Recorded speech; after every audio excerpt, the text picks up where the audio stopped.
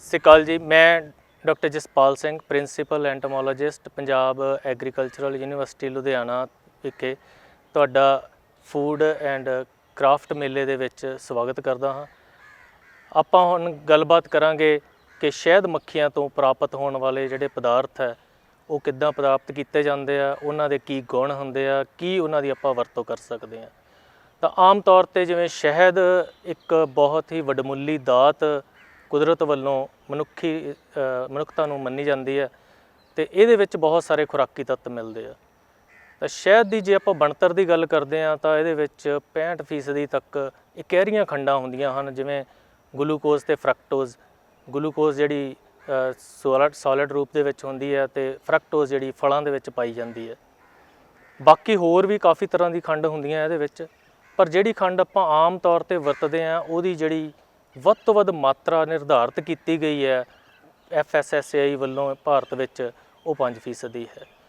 ਤਾਂ ਇਸ ਤੋਂ ਬਿਨਾਂ ਖੰਡਾਂ ਤੋਂ ਸ਼ਹਿਦ ਦੇ ਵਿੱਚ ਬਹੁਤ ਸਾਰੀਆਂ ਧਾਤਾਂ ਵੀ ਮੌਜੂਦ ਹੁੰਦੀਆਂ ਹਨ, ਜਿਵੇਂ ਲੋਹਾ, ਕਾਪਰ, ਮੈਗਨੀਜ਼ ਵਗੈਰਾ। ਕਾਫੀ ਜ਼ਿਆਦਾ ਜਿਹੜੀਆਂ ਧਾਤਾਂ ਇਹਦੇ ਵਿੱਚ ਪਾਈਆਂ ਜਾਂਦੀਆਂ ਹਨ। ਧਾਤਾਂ ਤੋਂ ਬਿਨਾਂ ਜਿਹੜੇ ਵਿਟਾਮਿਨ B ਕੰਪਲੈਕਸ ਦੇ ਹੈਗੇ ਆ ਕਾਫੀ, ਜਿਹੜੇ ਉਹ ਇਹਦੇ ਵਿੱਚ ਮਿਕਦਾਰ ਉਹ ਵੀ ਮਿਲਦੀ ਹੈਗੀ ਆ।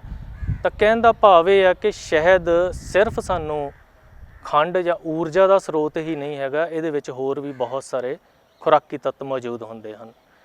ਤਾਂ ਜਦੋਂ ਆਪਾਂ ਸ਼ਹਿਦ ਦੀ ਅੱਗੇ ਗੁਣਾਂ ਦੀ ਗੱਲ ਕਰਦੇ ਹਾਂ ਤਾਂ ਆਮ ਤੌਰ 'ਤੇ ਆਪਣੇ ਆਯੁਰਵੈਦ ਦੇ ਵਿੱਚ ਵੀ ਪੁਰਾਣੇ ਸਮੇਂ ਤੋਂ ਹੀ ਆਪਣੇ ਭਾਰਤ ਦੇਸ਼ ਵਿੱਚ ਸ਼ਹਿਦ ਦੀ ਬਹੁਤ ਸਾਰੀਆਂ ਸਰੀਰਕ ਸਮੱਸਿਆਵਾਂ ਨੂੰ ਦੂਰ ਕਰਨ ਦੇ ਲਈ ਵਰਤੋਂ ਕੀਤੀ ਜਾਂਦੀ ਰਹੀ ਹੈ।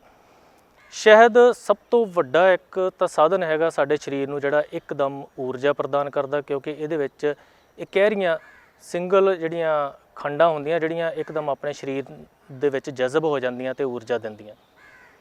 ਇਸ ਤੋਂ ਬਿਨਾਂ ਸ਼ਹਿਦ ਜਿਹੜਾ ਉਹ ਗਲਾ ਖਰਾਬ ਜਾਂ ਜਿਹੜੀ ਕੋਈ ਜ਼ੁਕਾਮ ਅਜਿਹੇ ਅਲਾਮਤਾਂ ਦੇ ਦੌਰਾਨ ਵੀ ਦੇਖਿਆ ਗਿਆ ਕਿ ਸ਼ਹਿਦ ਦੀ ਨਿਯਮਿਤ ਜਿਹੜੀ ਉਹਦੀ ਵਰਤੋਂ ਕਰਨ ਦੇ ਨਾਲ ਉਹਦੇ ਵਿੱਚ ਕਾਫੀ ਸੁਧਾਰ ਕੀਤਾ ਜਾ ਸਕਦਾ।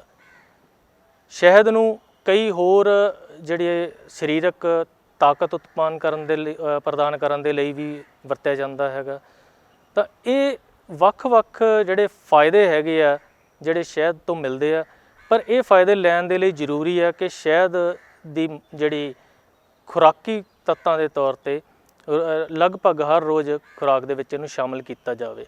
ਇਹ ਨਹੀਂ ਹੈ ਕਿ ਆਪਾਂ 1-2 ਦਿਨ ਖਾ ਲਿਆ ਅਤੇ ਇੰਨੇ ਜਿਹੜੀ ਉਹਦੇ ਤੋਂ ਆਪਾਂ ਨੂੰ ਜਿਹੜਾ ਫਾਇਦਾ ਮਿਲ ਸਕਦਾ। ਆਮ ਤੌਰ 'ਤੇ ਜਿਹੜਾ ਸਾਡੇ ਖਪਤਕਾਰ ਹੈਗੇ ਆ ਉਹਨਾਂ ਦੇ ਮਨ ਵਿੱਚ ਇਹ ਸਵਾਲ ਆਉਂਦਾ ਕਿ ਸ਼ਹਿਦ ਨੂੰ ਵਰਤਣਾ ਕਿਸ ਤਰ੍ਹਾਂ, ਖਾਣਾ ਕਿਸ ਤਰ੍ਹਾਂ। ਅਤੇ ਬਹੁਤੇ ਲੋਕਾਂ ਦੇ ਵਿੱਚ ਮਨ 'ਚ ਇਹੀ ਹੁੰਦਾ ਕਿ ਸ਼ਹਿਦ ਆ ਜਿਹੜਾ ਉਹਨੂੰ ਆਪਾਂ ਚਮਚਾ ਭਰਿਆ ਅਤੇ ਵੈਸੇ ਸ਼ਹਿਦ ਵਜੋਂ ਖਾ ਸਕਦੇ ਹਾਂ। ਹਾਲਾਂਕਿ ਸ਼ਹਿਦ ਦੀ ਵਰਤੋਂ ਹਰੇਕ ਉਸ ਜਗ੍ਹਾ 'ਤੇ ਕੀਤੀ ਜਾ ਸਕਦੀ ਹੈ ਜਿੱਥੇ ਆਪਾਂ ਖੰਡ ਦੀ ਵਰਤੋਂ ਕਰਦੇ ਹਾਂ। ਅਤੇ ਜਿਵੇਂ ਆਪਾਂ ਪਹਿਲਾਂ ਗੱਲ ਕੀਤੀ ਹੈ ਕਿ ਖੰਡ ਦੇ ਵਿੱਚ ਸਿਰਫ ਊਰਜਾ ਮਿਲਦੀ ਆਪਾਂ ਨੂੰ, ਅਤੇ ਜਿਹੜੇ ਸ਼ਹਿਦ ਆ ਇਹਦੇ ਵਿੱਚੋਂ ਆਪਾਂ ਨੂੰ ਬਹੁਤ ਸਾਰੀਆਂ ਧਾਤਾਂ, ਐਨਜ਼ਾਈਮ ਅਤੇ ਕਈ ਵਿਟਾਮਿਨ ਆ ਜਿਹੜੇ ਉਹ ਵੀ ਮਿਲਦੇ ਆ। ਤਾਂ ਸ਼ਹਿਦ ਨੂੰ ਜਦੋਂ ਵੀ ਆਪਾਂ ਵਰਤਣਾ ਤਾਂ ਇਹਨੂੰ ਰੋਟੀ ਦੇ ਉੱਤੇ ਲਾ ਕੇ, ਬ੍ਰੈਡ ਦੇ ਉੱਤੇ ਲਾ ਕੇ ਜਾਂ ਪਰੌਂਠੇ ਦੇ ਉੱਤੇ ਲਾ ਕੇ ਵੀ ਖਾਧਾ ਜਾ ਸਕਦਾ। ਜਿੱਥੇ ਸ਼ਹਿਦ ਆ ਤੁਸੀਂ ਆਪਾਂ ਕੋਈ ਦਹੀਂ ਆ ਜਾਂ ਮਿੱਠੀ ਕੋਈ ਚੀਜ਼ ਬਣਾਈ ਹੈ, ਆਪਾਂ ਖੀਰ ਹੈ, ਆਈਸਕ੍ਰੀਮ ਹੈ, ਉਹਦੇ ਵਿੱਚ ਵੀ ਪਾ ਕੇ ਵਰਤਿਆ ਜਾ ਸਕਦਾ। ਆਮ ਤੌਰ 'ਤੇ ਆਪਾਂ ਮਾਰਕੀਟ 'ਚ ਦੇਖਦੇ ਹਾਂ ਕਿ ਕਈ ਤਰ੍ਹਾਂ ਦੀਆਂ ਜਿਹੜੀਆਂ ਕੈਂਡੀਜ਼ ਹੈ ਜਾਂ ਆਈਸਕ੍ਰੀਮ ਹੈ ਜਾਂ ਕੇਕ ਵੀ ਹੈ ਉਹ ਸ਼ਹਿਦ ਵਾਲੇ ਆਪਾਂ ਨੂੰ ਮਿਲਦੇ ਆ। ਅਤੇ ਇੱਕ ਖਪਤਕਾਰ ਆ ਜਿਹੜੇ ਉਹ ਆਪਣੇ ਘਰ ਵਿੱਚ ਵੀ ਇਹ ਚੀਜ਼ਾਂ ਨੂੰ ਤਿਆਰ ਕਰ ਸਕਦੇ ਆ ਜਿਨ੍ਹਾਂ ਵਿੱਚ ਖੰਡ ਦੀ ਜਗ੍ਹਾ ਸ਼ਹਿਦ ਦੀ ਵਰਤੋਂ ਕੀਤੀ ਜਾ ਸਕਦੀ ਹੈ। ਇਵੇਂ ਗ੍ਰੀਨ ਟੀ ਦੇ ਵਿੱਚ ਪਾ ਕੇ ਵੀ ਜਿਵੇਂ ਸ਼ਹਿਦ ਦੀ ਵਰਤੋਂ ਕੀਤੀ ਜਾਂਦੀ ਹੈ, ਪਰ ਇੱਕ ਧਿਆਨ ਰੱਖਿਆ ਜਾਵੇ ਕਿ ਸ਼ਹਿਦ ਨੂੰ ਪਾ ਕੇ ਉਹਨੂੰ ਉਬਾਲਾ ਨਹੀਂ ਦੇਣਾ ਪਾਣੀ ਨੂੰ। ਪਹਿਲਾਂ ਉਹਨੂੰ ਤਿਆਰ ਕਰਨ ਤੋਂ ਬਾਅਦ ਜਦੋਂ ਆਪਾਂ ਉਹਨੂੰ ਪੀਣਾ ਉਸ ਸਮੇਂ ਸ਼ਹਿਦ ਨੂੰ ਉਹਦੇ ਵਿੱਚ ਪਾਇਆ ਜਾਵੇ, ਤਾਂ ਕਿ ਉਹਦੇ ਆਪਾਂ ਵੱਧ ਤੋਂ ਵੱਧ ਖੁਰਾਕੀ ਤੱਤ ਆ ਜਿਹੜੇ ਉਹਨਾਂ ਦਾ ਫਾਇਦਾ ਲੈ ਸਕੀਏ। ਇਸ ਤੋਂ ਬਿਨਾਂ ਸ਼ਹਿਦ ਜਿਹੜਾ ਉਹ ਕਾਫੀ ਜਿਹੜੀਆਂ ਸੁੰਦਰਤਾ ਵਧਾਉਣ ਦੇ ਉਤਪਾਦਾਂ ਦੇ ਵਿੱਚ ਵੀ ਵਰਤਿਆ ਜਾਂਦਾ। ਕਈ ਜਿਹੜੀਆਂ ਉਹਦੇ ਨਾਲ ਫੇਸ ਪੈਕ, ਕਰੀਮਾਂ ਦੇ ਵਿੱਚ ਵੀ ਵਰਤਿਆ ਜਾਂਦਾ। ਕਈ ਤਰ੍ਹਾਂ ਦੇ ਜਿਹੜੇ ਬੋਡੀ ਲੋਸ਼ਨ ਆ ਉਹਨਾਂ ਦੇ ਵਿੱਚ ਵੀ ਹੈ, ਸਾਬਣਾਂ ਦੇ ਵਿੱਚ ਵੀ ਹੈ। ਤਾਂ ਇਹਨੂੰ ਸਾਬਣ ਜਿਹੜਾ ਦੀ ਜਗ੍ਹਾ ਇੱਕ ਜਿਵੇਂ ਬੇਸਨ ਵਗੈਰਾ ਦੇ ਵਿੱਚ ਮਿਲਾ ਕੇ ਉਹ ਕਰੀਮ ਦੇ ਵਿੱਚ ਮਿਲਾ ਕੇ ਬਟਨੇ ਵਾਂਗੂ ਵੀ ਵਰਤਿਆ ਜਾਂਦਾ। ਤਾਂ ਕਹਿਣ ਦਾ ਭਾਵ ਇਹ ਹੈ ਕਿ ਸਰੀਰ ਦੀ ਅੰਦਰਲੀ ਤਾਕਤ ਦੇ ਨਾਲ ਬਾਹਰਲੀ ਜਿਹੜੀ ਸਰੀਰ ਦੀ ਸੁੰਦਰਤਾ ਵਧਾਉਣ ਦੇ ਵਿੱਚ ਵੀ ਸ਼ਹਿਦ ਦੀ ਕਾफ़ी ਜਗ੍ਹਾ ਵਰਤੋਂ ਕੀਤੀ ਜਾ ਸਕਦੀ ਹੈ। ਇਸ ਤੋਂ ਇਲਾਵਾ ਜਿੰਨੇ ਵੀ ਆਪਣੇ ਬੇਕਰੀ ਵਾਲੇ ਉਤਪਾਦ ਹੈ ਉਹਨਾਂ ਦੇ ਵਿੱਚ ਵੀ ਸ਼ਹਿਦ ਦੀ ਵਰਤੋਂ ਕੀਤੀ ਜਾ ਸਕਦੀ ਹੈ। ਸ਼ਹਿਦ ਦੀ ਵਰਤੋਂ ਕਰਨ ਦਾ ਫਾਇਦਾ ਇਹ ਹੁੰਦਾ ਕਿ ਖੁਰਾਕੀ ਤੱਤ ਤਾਂ ਵੱਧਦੇ ਹੀ ਹੈ, ਇੱਕ ਉਹਦੇ ਵਿੱਚ ਸ਼ਹਿਦ ਨਾਲ ਬੜੀ ਵਧੀਆ ਜਿਹੜੇ ਆ ਇੱਕ ਫਲੇਵਰ ਜਿਹੜਾ ਉਹ ਵਿਕਸਿਤ ਹੁੰਦਾ। ਤਾਂ ਇਸ ਤਰ੍ਹਾਂ ਕਰਕੇ ਆਪਾਂ ਸ਼ਹਿਦ ਆ ਜਿਹੜਾ ਉਹਨੂੰ ਵੱਖ-ਵੱਖ ਤਰੀਕੇ ਦੇ ਨਾਲ ਵਰਤ ਸਕਦੇ ਹਾਂ। ਅਤੇ ਸ਼ਹਿਦ ਦੇ ਵਿੱਚ ਆਮ ਜਿਵੇਂ ਕਿਹਾ ਜਾਂਦਾ ਵੀ ਇਹ ਬਹੁਤ ਗਰਮ ਵੀ ਹੁੰਦਾ, ਤਾਂ ਉਹਦੀ ਇਹੋ ਜਿਹੀ ਕੋਈ ਸਮੱਸਿਆ ਨਹੀਂ ਹੈਗੀ। ਇਹਨੇ ਆਪਾਂ ਨੂੰ ਊਰਜਾ ਦੇਣੀ ਹੈ। ਜਿਸ ਤਰ੍ਹਾਂ ਆਪਾਂ ਖਾਣਾ ਖਾਂਦੇ ਹਾਂ, ਕੋਈ ਰੋਟੀ ਖਾਂਦੇ ਹਾਂ, ਚਾਹੇ ਉਹਦੇ ਨਾਲ ਵੀ ਆਪਣੇ ਸਰੀਰ ਨੂੰ ਊਰਜਾ ਮਿਲਦੀ ਹੈ, ਉਵੇਂ ਸ਼ਹਿਦ ਤੋਂ ਵੀ ਆਪਾਂ ਨੂੰ ਊਰਜਾ ਮਿਲਦੀ ਹੈ। ਹੁਣ ਜਦੋਂ ਵੀ ਕੋਈ ਖਪਤਕਾਰ ਜਿਹੜੇ ਆ ਉਹ ਸ਼ਹਿਦ ਦੀ ਵਰਤੋਂ ਕਰਦੇ ਆ, ਤਾਂ ਸਰਦੀਆਂ ਵਿੱਚ ਆਮ ਤੌਰ 'ਤੇ ਇੱਕ ਉਹਨਾਂ ਦਾ ਜਿਹੜੇ ਸ਼ਿਕਾਇਤ ਇਹ ਆਉਂਦੀ ਹੈ ਕਿ ਜੀ ਇਹ ਸ਼ਹਿਦ ਜੰਮ ਗਿਆ, ਇਸ ਕਰਕੇ ਨਕਲੀ ਹੋਊਗਾ, ਇਹਦੇ ਵਿੱਚ ਖੰਡ ਪਾਈ ਹੋਊਗੀ। ਇੱਥੇ ਮੈਂ ਇਹ ਜ਼ਰੂਰ ਦੱਸਣਾ ਚਾਹਾਂਗਾ ਕਿ ਅਸੀਂ PAU ਵੱਲੋਂ ਸਾਰੇ ਜਿਹੜੇ ਸਾਡੇ ਸਿਖਿਆਰਥੀ ਇੱਥੇ ਆਉਂਦੇ ਜਾਂ ਕਿਸਾਨ ਜਾਂ ਵਿਦਿਆਰਥੀ ਹੈ, ਉਹਨਾਂ ਸਾਰਿਆਂ ਨੂੰ ਇਸ ਸੰਬੰਧੀ ਜਾਣਕਾਰੀ ਦਿੰਦੇ ਹਾਂ। ਆਰਟੀਕਲਸ ਰਾਹੀਂ ਵੀ ਯੂਨੀਵਰਸਿਟੀ ਵੱਲੋਂ ਸਾਡੇ ਜਿਹੜੇ ਕ੍ਰਿਸ਼ੀ ਵਿਗਿਆਨ ਕੇਂਦਰ ਆ ਉਹਨਾਂ ਵੱਲੋਂ ਵੀ ਇਹ ਜਾਣਕਾਰੀ ਵਾਰ-ਵਾਰ ਦਿੱਤੀ ਜਾਂਦੀ ਹੈ ਕਿ ਜਿਹੜਾ ਸ਼ਹਿਦ ਹੈ 100% ਸ਼ੁੱਧ ਸ਼ਹਿਦ ਵੀ ਜੰਮ ਜਾਂਦਾ। ਉਹਦਾ ਕਾਰਨ ਹੈ ਉਹਦੇ ਵਿੱਚ ਮੌਜੂਦ ਜਿਹੜੀ ਖੰਡ ਅਤੇ ਪਾਣੀ ਦੀ ਮਾਤਰਾ।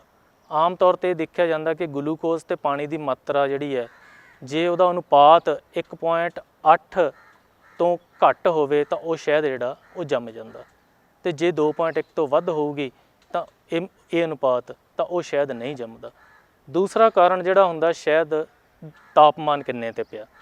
14 ਡਿਗਰੀ ਸੈਂਟੀਗ੍ਰੇਡ ਤੋਂ ਤਾਪਮਾਨ ਜਦੋਂ ਥੱਲੇ ਚਲਾ ਜਾਂਦਾ ਤਾਂ ਸ਼ਹਿਦ ਜਿਹੜਾ ਉਹ ਜੰਮਣਾ ਸ਼ੁਰੂ ਹੋ ਜਾਂਦਾ। ਸ਼ਹਿਦ ਦੇ ਵਿੱਚ ਜਿਹੜੇ ਪੋਲਨ ਦੇ ਕਣ ਹੁੰਦੇ ਆ ਉਹਨਾਂ ਦੇ ਦੁਆਲੇ ਇਹ ਜਿਹੜੀ ਆ ਸ਼ਹਿਦ ਵਿੱਚ ਮੌਜੂਦ ਖੰਡ ਜਿਹੜੀ ਆ ਗਲੂਕੋਜ਼ ਉਹ ਜੰਮਣੀ ਸ਼ੁਰੂ ਹੁੰਦੀ ਹੈ। ਤਾਂ ਇਸ ਤਰ੍ਹਾਂ ਜਿਹੜਾ 100% ਸ਼ੁੱਧ ਸ਼ਹਿਦ ਹੈ ਉਹ ਵੀ ਜੰਮ ਜਾਂਦਾ। ਜੰਮਣਾ ਉਹਦੀ ਗੁਣਵੱਤਾ ਦੇ ਵਿੱਚ ਕਿਸੇ ਤਰ੍ਹਾਂ ਦੀ ਤਰੁੱਟੀ ਦੀ ਨਿਸ਼ਾਨੀ ਨਹੀਂ। ਔਰ ਜੇ ਆਪਣੇ ਕੋਲ ਜਿਹੜਾ ਸ਼ਹਿਦ ਪਿਆ ਜੇ ਉਹ ਜੰਮ ਵੀ ਜਾਂਦਾ ਤਾਂ ਉਹਦੀ ਵੀ ਤੁਸੀਂ ਬੜੀ ਸੁਚੱਜੀ ਤਰੀਕੇ ਨਾਲ ਵਰਤੋਂ ਕਰ ਸਕਦੇ ਹੋ। ਘਬਰਾਉਣ ਦੀ ਬਿਲਕੁਲ ਜ਼ਰੂਰਤ ਨਹੀਂ। ਉਹਦਾ ਸ਼ੀਸ਼ੀ ਦਾ ਢੱਕਣ, ਜਿਵੇਂ ਉਹ ਕੱਚ ਦੀ ਸ਼ੀਸ਼ੀ ਦੇ ਵਿੱਚ ਆਮ ਤੌਰ 'ਤੇ ਸ਼ਹਿਦ ਜਿਹੜਾ ਭਰਿਆ ਜਾਂਦਾ, ਉਹਦਾ ਢੱਕਣ ਢਿੱਲਾ ਕਰਕੇ ਉਹਨੂੰ ਥੋੜ੍ਹੇ ਗਰਮ ਪਾਣੀ ਦੇ ਵਿੱਚ ਉਹਨੂੰ ਰੱਖ ਦੇਣਾ। ਉਹਦੇ ਸੇਕ ਦੇ ਨਾਲ ਜਿਹੜਾ ਉਹ ਸ਼ਹਿਦ ਆ ਥੋੜ੍ਹਾ ਉਹ ਫਿਰ ਤੋਂ ਪਿਘਲ ਜਾਂਦਾ ਅਤੇ ਉਹਨੂੰ ਤੁਸੀਂ ਫਿਰ ਤੋਂ ਤਰਲ ਰੂਪ ਵਿੱਚ ਵਰਤੋਂ ਕਰ ਸਕਦੇ ਹਾਂ। ਹਾਲਾਂਕਿ ਜਿਹੜਾ ਯੂਨੀਵਰਸਿਟੀ ਵੱਲੋਂ ਜਾਂ ਕਹਿ ਲਓ ਕਿ ਬਾਕੀ ਬਾਹਰਲੇ ਦੇਸ਼ਾਂ ਦੇ ਵਿੱਚ ਵੀ ਇਹੀ ਕਿਹਾ ਜਾਂਦਾ ਕਿ ਸ਼ਹਿਦ ਨੂੰ ਜੇ ਤੁਸੀਂ ਗਰਮ ਨਾ ਕਰੋ ਓਨਾ ਹੀ ਬਿਹਤਰ ਉਹਦੇ ਤੋਂ ਤੁਸੀਂ ਸਰੀਰਕ ਫਾਇਦਾ ਲੈ ਸਕਦੇ ਹੋ, ਕਿਉਂਕਿ ਜੇ ਗਰਮ ਨਹੀਂ ਕਰਾਂਗੇ ਤਾਂ ਉਹਦੇ ਖੁਰਾਕੀ ਤੱਤ ਆਪਾਂ ਨੂੰ ਪੂਰੇ ਮਿਲਦੇ ਆ, ਉਹਦੇ ਵਿੱਚ ਕਿਸੇ ਤਰ੍ਹਾਂ ਦੀ ਕੋਈ ਕਮੀ ਨਹੀਂ ਆਉਂਦੀ। ਹੁਣ ਸ਼ਹਿਦ ਜਿਹੜਾ ਉਤਪਾਦਨ ਕਰਨਾ ਇਹਦੇ ਵਾਸਤੇ ਵੀ ਯੂਨੀਵਰਸਿਟੀ ਵੱਲੋਂ ਵੱਖ-ਵੱਖ ਸਿਖਲਾਈ ਪ੍ਰੋਗਰਾਮਾਂ ਦੇ ਰਾਹੀਂ ਸਾਡੇ ਜਿਹੜੇ ਸ਼ਹਿਦ ਮੱਖੀ ਪਾਲਕ ਆ ਉਹਨਾਂ ਨੂੰ ਜਾਣਕਾਰੀ ਦਿੱਤੀ ਜਾਂਦੀ ਹੈ ਕਿ ਵਧੀਆ ਕੁਆਲਿਟੀ ਦਾ ਸ਼ਹਿਦ ਜਿਹੜਾ ਪੈਦਾ ਕਰੋ। ਔਰ ਅਜਿਹਾ ਕਰਨ ਦੇ ਲਈ ਉਹਨਾਂ ਨੂੰ ਕੁਝ ਜਿਹੜੀਆਂ ਹਦਾਇਤਾਂ ਦਿੱਤੀਆਂ ਜਾਂਦੀਆਂ ਵਾ, ਗਾਈਡਲਾਈਨਸ ਆ ਜਿਹੜੀਆਂ ਯੂਨੀਵਰਸਿਟੀ ਵੱਲੋਂ, ਉਹਦੇ ਵਿੱਚ ਇਹ ਕਿਹਾ ਜਾਂਦਾ ਕਿ ਸੁਪਰ ਦੇ ਵਿੱਚੋਂ ਜਾਂ ਬਿਲਕੁਲ ਜਿਹੜਾ ਪੱਕਿਆ ਹੋਇਆ ਸ਼ਹਿਦ ਆ, ਸ਼ਹਿਦ ਮੱਖੀਆਂ ਪੱਕੇ ਹੋਏ ਸ਼ਹਿਦ ਨੂੰ ਮੋਮ ਦੇ ਨਾਲ ਬੰਦ ਕਰ ਦਿੰਦੀਆਂ। ਤਾਂ ਜਿਵੇਂ ਤੁਸੀਂ ਦੇਖਿਆ ਕਿ ਮੋਮ ਜਿਹੜੀ ਹੈ ਉਹ ਵੀ ਸ਼ਹਿਦ ਮੱਖੀਆਂ ਆਪਦੇ ਸਰੀਰ ਵਿੱਚੋਂ ਪੈਦਾ ਕਰਦੀਆਂ। ਤਾਂ ਇਸ ਮੋਮ ਨੂੰ ਜਿਹੜਾ ਇਹ ਕੁਦਰਤੀ ਮੋਮ ਹੈ ਜਿਹੜੀ ਸ਼ਹਿਦ ਮੱਖੀਆਂ ਆਪਦੇ ਸਰੀਰ 'ਚੋਂ ਪੈਦਾ ਕਰਦੀਆਂ, ਤਾਂ ਜਦੋਂ ਉਹ ਸ਼ਹਿਦ ਬਾਹਰੋਂ ਇਕੱਠਾ ਕਰਦੀਆਂ ਉਹ ਪੱਕ ਜਾਂਦਾ ਤਾਂ ਫਿਰ ਉਹ ਇਸ ਮੋਮ ਦੇ ਨਾਲ ਇੱਕ ਸ਼ਹਿਦ ਨੂੰ ਉੱਪਰੋਂ ਤਹਿ ਲਾ ਕੇ ਉਹਨੂੰ ਸੀਲ ਕਰ ਦਿੰਦੀਆਂ, ਬੰਦ ਕਰ ਦਿੰਦੀਆਂ। ਤਾਂ ਉਹ ਬੰਦ ਹੋਇਆ ਪੱਕਿਆ ਸ਼ਹਿਦ ਆਪਾਂ ਕੱਢਣਾ। ਫਿਰ ਜਿੰਨੇ ਵੀ ਸ਼ਹਿਦ ਉਤਪਾਦਨ ਦੇ ਦੌਰਾਨ ਇੱਕ ਯੂਨੀਵਰਸਿਟੀ ਵੱਲੋਂ ਹਦਾਇਤ ਕੀਤੀ ਜਾਂਦੀ ਹੈ ਕਿ ਕੋਈ ਵੀ ਜਿਹੜੇ ਕੈਮੀਕਲ ਆ ਜਾਂ ਖਾਸ ਤੌਰ 'ਤੇ ਐਂਟੀਬਾਇਓਟਿਕ ਆ ਬਿਲਕੁਲ ਨਾ ਵਰਤੇ ਜਾਣ, ਕਿਉਂਕਿ ਉਹ ਆਪਣੇ ਸ਼ਹਿਦ ਦੀ ਕੁਆਲਿਟੀ ਨੂੰ ਜਿਹੜਾ ਉਹ ਮਾੜਾ ਕਰ ਸਕਦੇ ਆ। ਤਾਂ ਇਹ ਕਲੋਨੀਆਂ ਜਿਹੜੀਆਂ ਜਿਨ੍ਹਾਂ 'ਚੋਂ ਸ਼ਹਿਦ ਕੱਢਣਾ ਉਹ ਵਧੀਆ ਤਰੀਕੇ ਨਾਲ ਸੰਭਾਲੀਆਂ ਜਾਣ, ਤਗੜੀਆਂ ਰੱਖੀਆਂ ਜਾਣ, ਸੁਪਰਾਂ 'ਚੋਂ ਪੱਕਿਆ ਸ਼ਹਿਦ ਕੱਢਿਆ ਜਾਵੇ ਤਾਂ ਕੁਦਰਤੀ ਤੌਰ 'ਤੇ ਹੀ ਸ਼ਹਿਦ ਜਿਹੜਾ ਉਹ ਬਹੁਤ ਹੀ ਵਧੀਆ ਕੁਆਲਿਟੀ ਦਾ ਕੱਢਿਆ ਜਾ ਸਕਦਾ। ਸ਼ਹਿਦ ਮੱਖੀਆਂ ਸ਼ਹਿਦ ਤੋਂ ਬਿਨਾਂ ਸਾਨੂੰ ਹੋਰ ਵੀ ਬਹੁਤ ਸਾਰੇ ਪਦਾਰਥ ਦਿੰਦੀਆਂ ਜਿਨ੍ਹਾਂ ਦਾ ਬਹੁਤ ਮਹੱਤਵ ਹੈ। ਉਹਨਾਂ ਤੋਂ ਆਮਦਨ ਵਧਾਉਣ ਦੇ ਨਾਲ ਨਾਲ ਸਾਡੇ ਸਰੀਰਕ ਤਾਕਤ ਤੇ ਸੁੰਦਰਤਾ ਵਧਾਉਣ ਦੇ ਲਈ ਵੀ ਜਿਹੜੀਆਂ ਸਹਾਈ ਹੁੰਦੀਆਂ। ਉਹਨਾਂ ਵਿੱਚ ਇੱਕ ਮੁੱਖ ਹੈਗਾ ਰਾਇਲ ਜੈਲੀ। ਤਾਂ ਰਾਇਲ ਜੈਲੀ ਵੀ ਸ਼ਹਿਦ ਮੱਖੀਆਂ ਰਾਣੀ ਜਦੋਂ ਬਣਾਉਂਦੀਆਂ ਤਾਂ ਉਹਨੂੰ ਇੱਕ ਖੁਰਾਕ ਵਜੋਂ ਇੱਕ ਕਰੀਮ ਵਰਗਾ ਪਦਾਰਥ ਆਪਦੇ ਸਰੀਰ 'ਚੋਂ ਪੈਦਾ ਕਰਦੀਆਂ, ਜਿਹੜਾ ਬਹੁਤ ਹੀ ਤਾਕਤਵਰ ਹੁੰਦਾ। ਤਾਂ ਉਹ ਆਪਾਂ ਕਲੋਨੀਆਂ ਦੇ ਵਿੱਚੋਂ ਯੂਨੀਵਰਸਿਟੀ ਨੇ ਸਾਰੀ ਤਕਨੀਕ ਜਿਹੜੀ ਆ ਉਹ ਸਟੈਂਡਰਡਾਈਜ਼ ਕਰਕੇ ਕਿਸਾਨਾਂ ਨੂੰ ਦਿੱਤੀ ਹੋਈ ਹੈ ਕਿ ਕਿਸ ਤਰ੍ਹਾਂ ਉਹ ਕਰ ਸਕਦੇ ਆ। ਤਾਂ ਇਹ ਰਾਇਲ ਜੈਲੀ ਆਪਾਂ ਪੈਦਾ ਕਰ ਸਕਦੇ ਹਾਂ। ਇਹ ਰਾਇਲ ਜੈਲੀ ਜਿਹੜੀ ਆ ਇਹਦੇ ਵਿੱਚ ਬਹੁਤ ਸਾਰੇ ਖੁਰਾਕੀ ਤੱਤ ਹੁੰਦੇ ਆ, ਜਿਨ੍ਹਾਂ ਦੀ ਵਰਤੋਂ ਸਰੀਰਕ ਊਰਜਾ ਵਧਾਉਣ ਦੇ ਨਾਲ ਇਹਨਾਂ ਨੂੰ ਕਈ ਤਰ੍ਹਾਂ ਦੀਆਂ ਜਿਹੜੀਆਂ ਝੁਰੜੀਆਂ ਰੋਕਣ ਦੇ ਲਈ ਕਰੀਮਾਂ ਦੇ ਵਿੱਚ ਵੀ ਵਰਤਿਆ ਜਾਂਦਾ। ਜਿਹੜੇ ਬਜ਼ੁਰਗ ਆ ਜਾਂ ਬੱਚੇ ਹੈਗੇ ਆ ਉਹਨਾਂ ਦੇ ਵਿੱਚ ਸਰੀਰਕ ਤਾਕਤ ਔਰ ਸਮਰੱਥਾ ਵਧਾਉਣ ਦੇ ਲਈ ਵੀ ਉਤਪਾਦਨ ਕੀਤਾ ਜਾਂਦਾ ਇਹਨਾਂ ਦਾ। ਤਾਂ ਇਹ ਕਾਫੀ ਹੋਰ ਜਿਹੜੀਆਂ ਸ਼ਹਿਦ ਦੇ ਵਿੱਚ ਵੀ ਕੁਛ ਮਾਤਰਾ ਦੇ ਵਿੱਚ ਪਾ ਕੇ ਵੇਚਿਆ ਜਾਂਦਾ। ਤਾਂ ਇਹਨੂੰ ਕੈਪਸੂਲ ਵੀ ਇਹਦੇ ਭਰੇ ਜਾਂਦੇ ਆ, ਜਿਹੜੇ ਕਿ ਇੱਕ ਫੂਡ ਸਪਲੀਮੈਂਟ ਦੇ ਤੌਰ 'ਤੇ ਖਾਧੇ ਜਾਂਦੇ ਆ, ਤਾਂ ਕਿ ਇਹਦੇ ਵਿੱਚ ਮੌਜੂਦ ਜਿਹੜੇ ਖੁਰਾਕੀ ਤੱਤ ਆ ਉਹਨਾਂ ਤੋਂ फ़ायदा लिया जा सके। रॉयल जैली तो बिना शहद मक्खियाँ जड़ियाँ वो पोलन भी इकट्ठा करदियाँ। पोलन फुल्लां दा बूर हुंदा, वो शहद मक्खियाँ अपने खुराक वजों इकट्ठा करदियाँ ते आपां शहद मक्खियाँ दे जिहड़े कटुंब है उन्हां दे अगे पोलन ट्रैप लगा के जिहड़ा पोलन इकट्ठा करा सकते हैं। इस पोलन दे विच भी भरपूर मात्रा दे विच प्रोटीन ते खनिज पदार्थ हुंदे आ। इन्हां दी वरतों भी ਆਪਾਂ ਇਨਸਾਨ ਜਿਹੜੇ ਆ ਉਹ ਕਰ ਸਕਦੇ ਹਾਂ। ਕਾਫੀ ਦੇਸ਼ਾਂ ਦੇ ਵਿੱਚ ਇਹਨਾਂ ਨੂੰ ਪਹਿਲਾਂ ਹੀ ਵਰਤਿਆ ਜਾ ਰਿਹਾ ਹੈ। ਇਹਦੇ ਵਿੱਚ ਜਿਹੜੇ ਇਹਨੂੰ ਕਈ ਜਿਮ ਦੇ ਵਿੱਚ ਵੀ ਜਿਹੜੇ ਕੋਈ ਬਾਡੀ ਬਿਲਡਿੰਗ ਵਗੈਰਾ ਦੇ ਵਿੱਚ ਵੀ ਇਹਨੂੰ ਪ੍ਰੋਟੀਨ ਦੇ ਅਤੇ ਧਾਤਾਂ ਦੇ ਸਰੋਤ ਦੇ ਤੌਰ 'ਤੇ ਵਰਤਿਆ ਜਾਂਦਾ। ਇਸ ਤੋਂ ਬਿਨਾਂ ਇਹਦੇ ਵੀ ਕੈਪਸੂਲ ਭਰ ਕੇ ਫੂਡ ਸਪਲੀਮੈਂਟ ਦੇ ਤੌਰ 'ਤੇ ਵੀ ਵਰਤਿਆ ਜਾਂਦਾ। ਸਾਡੇ ਕੁਛ ਬੀਕੀਪਰ ਸਾਥੀਆਂ ਨੇ ਇਹ ਉਪਰਾਲਾ ਸ਼ੁਰੂ ਵੀ ਕੀਤਾ ਕਿ ਉਹਨਾਂ ਨੇ ਇਹ यूनिवर्सिटी तो ट्रेनिंग लैके पोलन जिहड़ा वा वो भी बेचना शुरू किया।